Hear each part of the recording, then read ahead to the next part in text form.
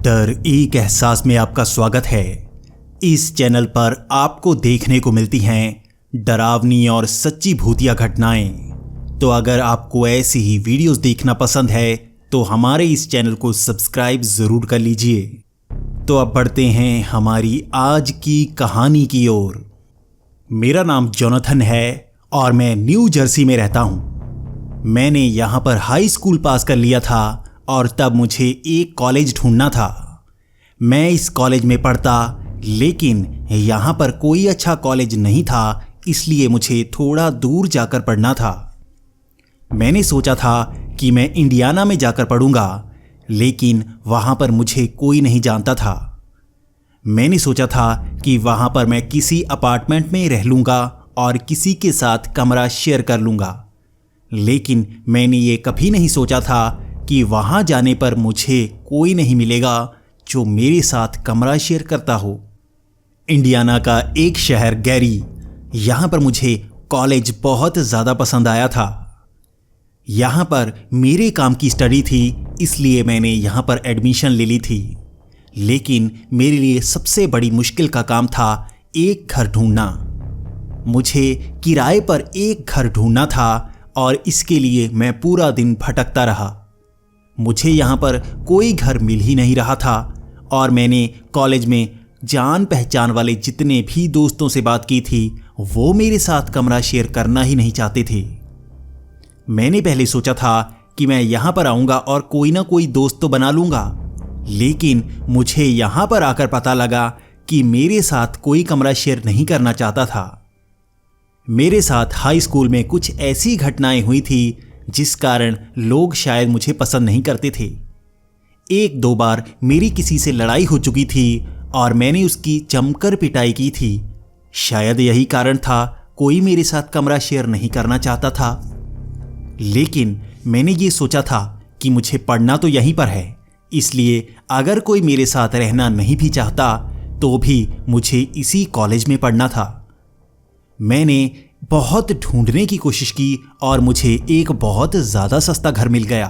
पहले तो मैं एक अपार्टमेंट ढूंढने की कोशिश कर रहा था, लेकिन अब मुझे पूरा का पूरा घर मिल गया था और वो भी बहुत ही सस्ता। मैंने सोचा नहीं था कि मुझे इतना सस्ता घर मिल जाएगा, लेकिन इस 2 मंजिला घर में कोई नहीं रहता था और यहाँ पर रहने वाले इसे छोड़कर गए थे। इसका मकान मालिक इसे बेचना चाहता था, लेकिन उसे कोई ग्राहक मिल नहीं रहा था, इसलिए उसने सोचा था कि इसे अगर वो किराए पर चढ़ा दे तो उसका काम बन जाएगा। उसने बहुत ही सस्ते में मुझे वो पूरा का पूरा घर दे दिया था और उसने कहा था कि तुम यहाँ पर रह सकते हो और चीज़ों का इस्तेमाल भी कर सकते हो। मेरे लिए इससे ज़्यादा खुशी की बात और कोई हो ही नहीं सकती थी। मैंने ये घर पक्का कर लिया था और मैं यहाँ पर रहना शुरू करने वाला था। ये पहला दिन था। मुझे इस घर में सब कुछ मिल गया था। अच्छा बेड, सब कुछ तैयार और किचन में सब सामान।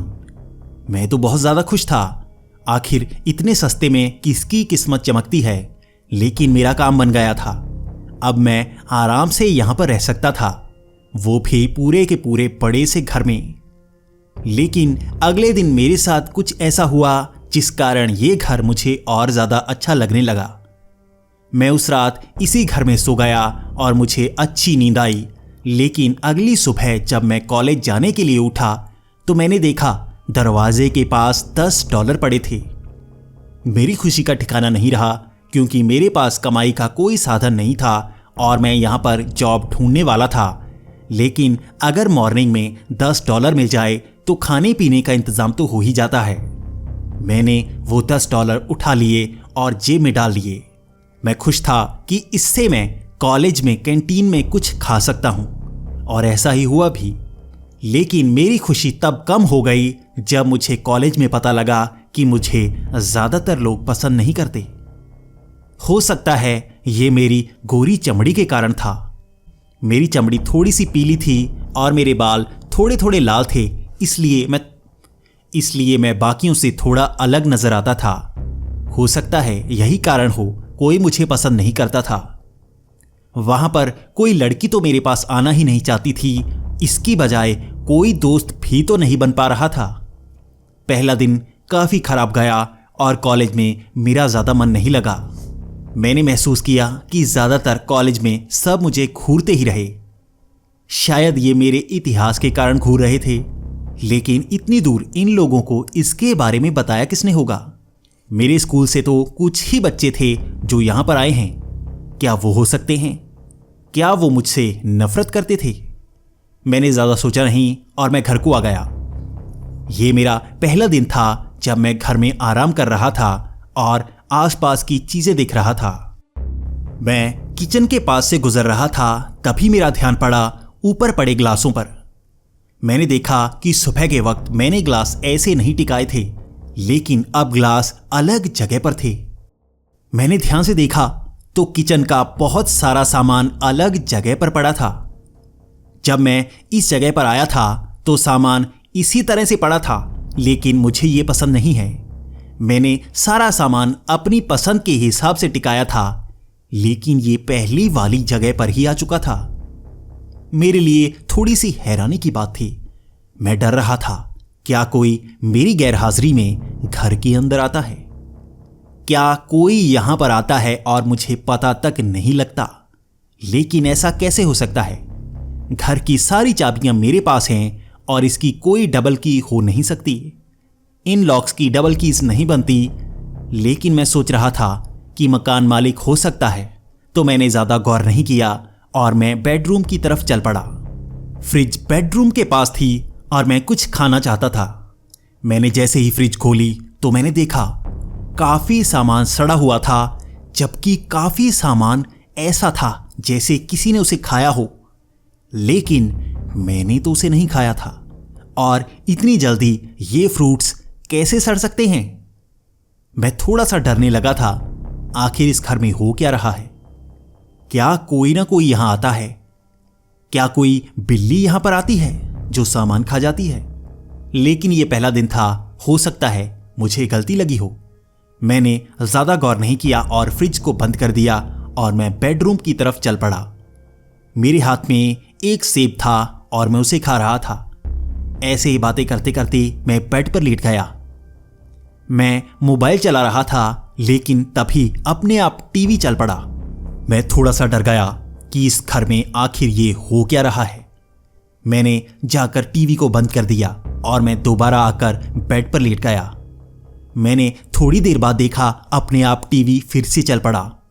लेकिन ये कैसे हो सकता है? मैंने अपने हाथ से मेन बटन को बंद किया था। उसके ऑन होने पर ही ये टीवी चल सकता है।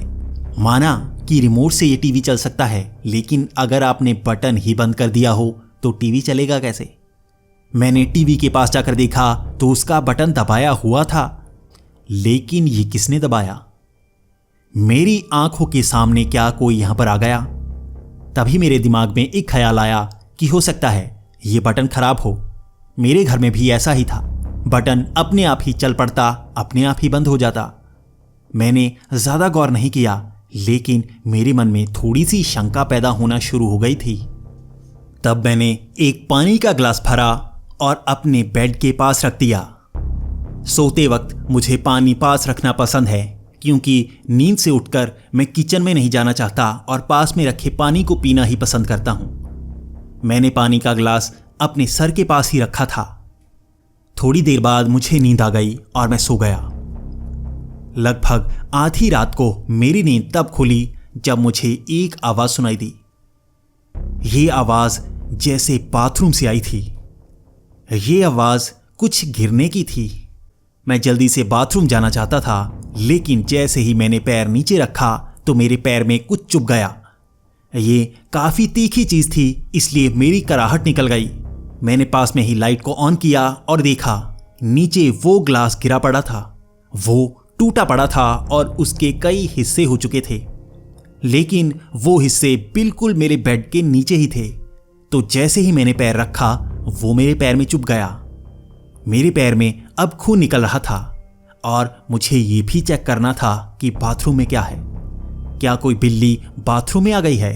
मैंने वो कांच का टुकड़ा पैर से निकाला और बैंडेज पैर पर लगा ली। उसके बाद मैं बाथरूम को चेक करने चल पड़ा। मैं बाथरूम में गया तो मैंने देखा कि वहां पर पानी बिखरा पड़ा है, लेकिन वहां पर कोई भी चीज इधर उधर नहीं थी। ये आवाज तो यहीं से आई थी, लेकिन यहां पर तो कुछ भी गिरा नहीं हुआ था। इसके बाद मेरे मन में ज्यादा शंका होने लगी, लेकिन मैंने सोचा हो सकता है नींद में मुझे कोई भ्रम हुआ हो।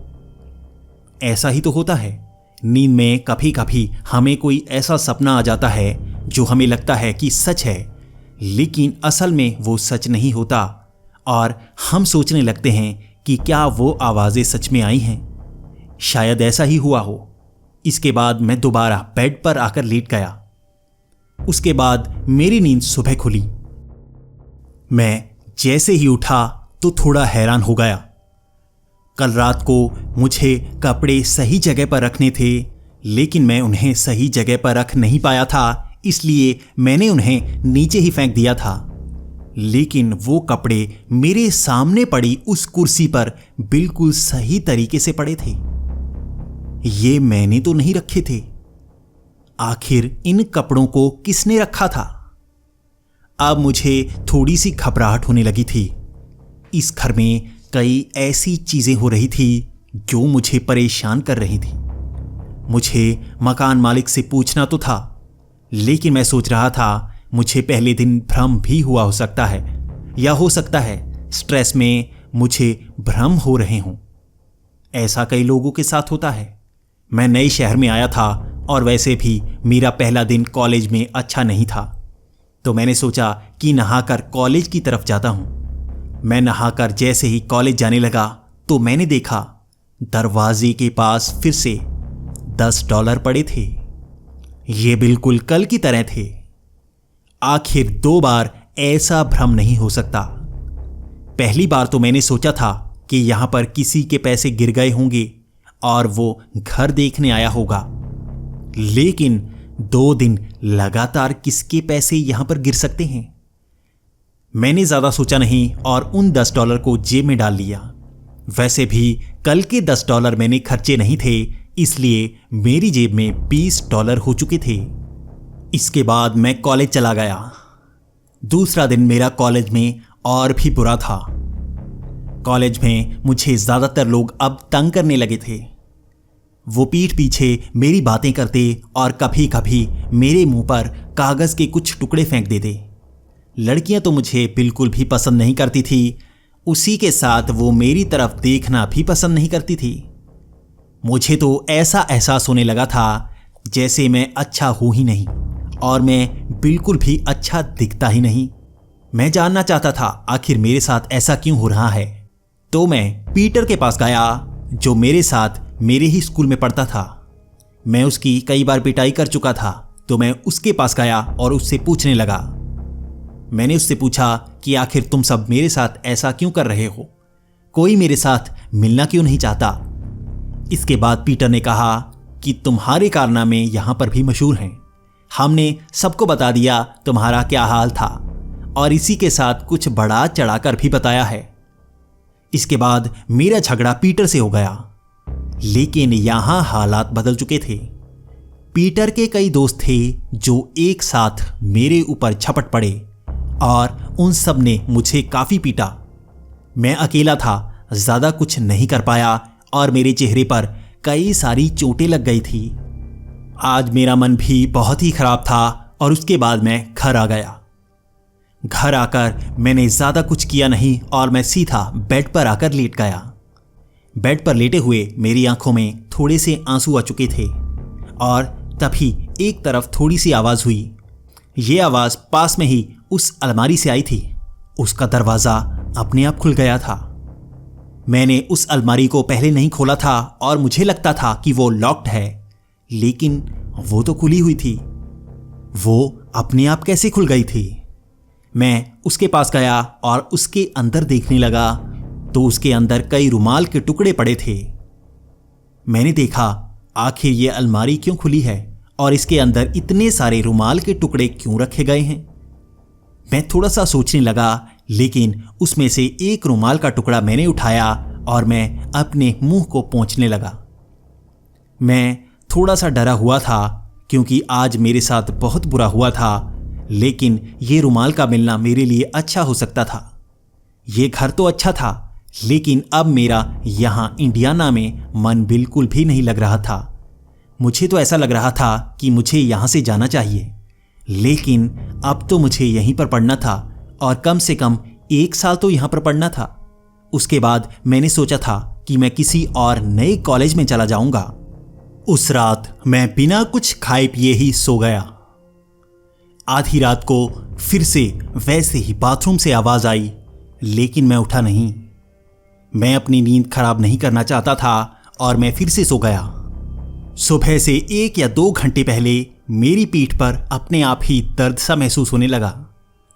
मुझे नहीं पता था ये क्या है, लेकिन मैंने सोचा कि हो सकता है कॉलेज में मेरी लड़ाई हुई है, इसी कारण पीठ पर भी चोट लगी हो। तो मैं फिर से सो गया। सुबह के वक्त मुझे कॉलेज जाना था, तो मैं उठा, नहाया और खाना खाने लगा। मेरे पूरे शरीर पर दर्द नहीं हो रहा था, लेकिन पीठ पर काफी ज्यादा दर्द हो रहा था। तो मैं बाथरूम में गया और शीशे में पीठ को देखने लगा। मैंने पीठ को देखा तो मैं हैरान हो गया। मेरी पीठ पर खरोंच के निशान थे। ये खरोंच के निशान कॉलेज में नहीं लगे थे, लेकिन उसके बाद तो मैं कहीं पर गया ही नहीं, तो ये खरोंच के निशान कैसे लग गए? क्या ये खरोंच के निशान रात के वक्त लगे थे? क्या कोई आया था मेरे कमरे में, मेरे बेड के पास, जिसने मुझे ये चोट दी हो? क्या कोई मेरे घर के अंदर आता है जो कुछ ना कुछ करता ही रहता है? मैं काफी ज्यादा डरने लगा था, लेकिन कॉलेज जाने का वक्त हो गया था। मैं जैसे ही दरवाजे के पास गया, फिर से कल जैसा ही वहां पर $10 पड़े थे और मैंने ज्यादा सोचा नहीं और उनको उठा लिया और जेब में डाल लिया। इसके बाद मैं कॉलेज की तरफ चल पड़ा। ये हैरानी की बात थी कि कोई ना कोई तो $10 हर रोज यहां पर रख रहा था। हो सकता है आस पड़ोस के लोग ऐसा करते हों, क्योंकि मुझे लगता है कि वो मेरी मदद करना चाहते हैं, लेकिन वो मुझसे मिलना नहीं चाहते। लेकिन मेरी मदद हो तो जाती है। जो कोई भी ये अनजान मदद करने वाला है, वो मेरी मदद कर देता है और फिर भी वो मुझसे कोई सहानुभूति नहीं दिखाना चाहता। तो मैं ऐसे ही कॉलेज को चल पड़ा। आज मैं कॉलेज में किसी से लड़ना झगड़ना नहीं चाहता था, इसलिए मैं एक साइड पर बैठ गया। ऐसे ही कॉलेज का आधा टाइम निकल गया और दोपहर के वक्त मुझे कैंटीन में जाना था। लेकिन मैं जैसे ही कैंटीन में गया तो मुझे पता लगा कि वहां पर किसी लड़के को आग लग गई है। कोई लड़का कैंटीन के मेस के पास से गुजर रहा था और उसके कपड़ों पर आग लग गई है। मैं भी वहां पर जाकर देखना चाहता था कि ऐसा किसके साथ हुआ है, लेकिन मैं जैसे ही वहां पर पहुंचा तो मैंने देखा ये पीटर था। पीटर के कपड़ों पर आग लग गई थी और उसका शरीर काफी झुलस गया था। उसके हाथ थोड़े से जल गए थे और उसकी पीठ पर ज्यादा नुकसान हुआ था। सब लोग वहां पर उसकी पीठ पर पानी डाल रहे थे, लेकिन उसकी आग जल्दी बुझ गई। उसके कपड़ों पर अगर ज्यादा आग लग जाती तो वो काफी ज्यादा झुलस सकता था, लेकिन वो ज्यादा झुलसा नहीं। वो वहीं पर बैठा करा रहा था और प्रिंसिपल वहां पर आ चुके थे। वो सब मिलकर उसे हॉस्पिटल ले गए और वहां पर उसका इलाज हुआ। मैं अपने आप ही थोड़ा सा खुश था। कल उसने मेरी काफी पिटाई की थी और सब लोगों ने मेरा मजाक उड़ाया था, लेकिन आज पीटर के साथ अच्छा हुआ था। मुझे तो खुशी हो रही थी, आखिर मेरा बदला तो पूरा हो गया। ये जिसने भी किया या अपने आप हुआ, लेकिन खुशी की बात तो थी। मेरे दुश्मन का नुकसान होना मेरे लिए थोड़ा सा अच्छा तो था। आज का दिन मेरा मूड अच्छा हो गया था और अब मैं सोच रहा था कि अगर मुझे कोई नहीं भी बुलाना चाहता, फिर भी मैं यहाँ पर दिन तो गुजारूंगा ही। चाहे कोई ना भी बुलाए, लेकिन मैं अच्छी तरह से रहूंगा और यहाँ पर अच्छे दिन बिताऊंगा।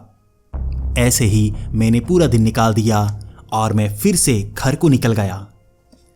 आज शाम बहुत ही अजीब थी। मैं घर के अंदर गया तो मैंने देखा घर का सारा सामान यहां वहां बिखरा पड़ा था। मैंने देखा किचन में भी काफी सामान इधर उधर गिरा हुआ था। अब तो मुझे पूरा भरोसा हो गया था कि घर में कोई ना कोई तो आता है, या तो कोई जानवर या कोई इंसान वो इस सामान को यहाँ पर गिरा देता है और ये मुझे नुकसान हो रहा है। मैं अब मकान मालिक से मिलना चाहता था और मैंने उसे कॉल लगा ली। वो आधे घंटे में ही वहाँ पर आ गया और मैंने घर में ये सामान उसको दिखाया। वो ज़्यादा हैरान नज़र नहीं आ रहा था। ये मेरे लिए थोड़ी सी चौंकाने वाली बात थी। आखिर इस तरह से घर में सामान का गिरना किसको हैरान नहीं करता। ये कोई चोर भी हो सकता है या कोई मुझे नुकसान पहुंचाने आया हो सकता है। मैंने उससे कहा कि हमें पुलिस कंप्लेंट करनी चाहिए, तो उसने कहा पुलिस में जाने से कोई फायदा नहीं होगा। यहां पर कई जानवर घूमते हैं, मुझे लगता है यहां पर भी जानवर ही आया होगा। वो ज्यादा चौकन्ना नजर नहीं आ रहा था। ऐसा लग रहा था ये उसके लिए आम बात हो। मैं उस मकान मालिक की बातों से संतुष्ट नहीं था, इसलिए थोड़ा अलग करना चाहता था, लेकिन वो बार बार मुझे रोकने की कोशिश कर रहा था। अब मुझे उस पर भी शक होने लगा था और मैंने उससे कह दिया कि मुझे कुछ ना कुछ तो करना होगा। मैं उससे अब बात नहीं करना चाहता था और मैं एक पड़ोसी के पास चला गया। मैंने उस पड़ोसी से कहा कि क्या आपने मेरे घर में किसी को देखा? यहां पर सारा सामान बिखरा हुआ है। इसके बाद वो मेरे मुंह की तरफ देखने लगा। वो मुझसे पूछना चाहता था कि मैं कितने दिन से इस घर में रह रहा हूं, लेकिन ये काफी हैरानी की बात थी। वो भी ऐसे बातें कर रहा था जैसे उसे सब पता हो। आखिर इन सब को क्या पता है जो मुझे नहीं पता।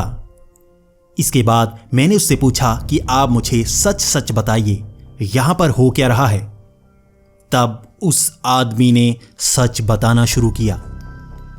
उसने कहा कि ये घर यहां पर बहुत सालों पुराना है।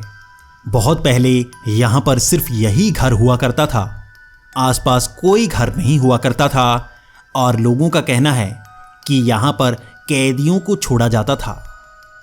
यहां पर एक जेल की तरह बनाई गई थी जहां पर लोगों पर टॉर्चर किया जाता था। ये हमेशा ही कैदी होते थे, ऐसा ही पुरानी बातों में कहा जाता है। लेकिन इस घर में जो भी रहने आया वो इसी तरह से परेशान होकर गया। कहते हैं कि इस घर में 200 आत्माएं रहती हैं। कुछ आत्माएं आपको नुकसान पहुंचाती हैं तो कुछ आपकी मदद करती हैं। कई लोगों का कहना है कि एक आत्मा हर बार $10 देती है। ये एक माँ की आत्मा है जो अपने बच्चे से बहुत प्यार करती थी, इसीलिए यहाँ पर आए हर व्यक्ति को वो अपना बच्चा मानती है।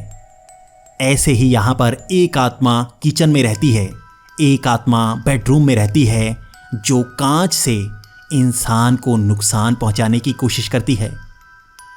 एक आत्मा बाथरूम में रहती है जो वहां पर आए को मारने की कोशिश करती है। शुक्र है रात के वक्त तुम बाथरूम में नहीं जाते, अगर जाते होते तो जिंदा नहीं होते। इसी तरह से यहां पर 2-3 आत्माएं ऐसी हैं जो तुम्हारे साथ रहती हैं। ये भी औरतों की आत्माएं हैं जो अपने बच्चों को बचा नहीं पाईं। लोगों का कहना है कि ये आत्माएं घर के बाहर आपकी रक्षा करती हैं। तुम्हारे साथ भी कुछ ऐसा हुआ होगा जिससे तुम्हें ये पता लगे कि तुम्हारी रक्षा हुई है या तुम्हें परेशान करने वाले को कोई नुकसान हुआ है। लेकिन ये बात याद रखना, 200 आत्माओं से बचना बहुत ही मुश्किल होता है, भले ही वो अच्छी हों या बुरी। लेकिन बुरी आत्माएं ज़्यादा शक्तिशाली होती हैं जो तुम्हें नुकसान पहुंचा सकती हैं। इस घर को जितनी जल्दी हो सके छोड़ दो, वरना तुम्हें बहुत ज़्यादा नुकसान हो जाएगा। उसकी इन बातों ने मुझे बहुत ज़्यादा डरा दिया था।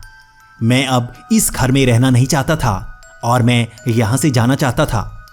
मैं घर में वापस आया और मैंने अपना सारा सामान पैक कर लिया। मैंने उस मकान मालिक को भी यही कहा कि वो इस घर को किसी को ना दे। किसी को मारना अच्छी बात नहीं, और वो झूठ बोलकर यहाँ पर किराए पर लोगों को रखने लगा था। उस दिन मैंने तो वो घर छोड़ दिया, लेकिन यकीन मानिए वो घर बहुत ही खतरनाक था और बाद में अखबार में मैंने कई खबरें पढ़ी। यहाँ पर एक फैमिली रहने आई थी जिनको 200 आत्माओं ने बहुत ज़्यादा तंग किया था।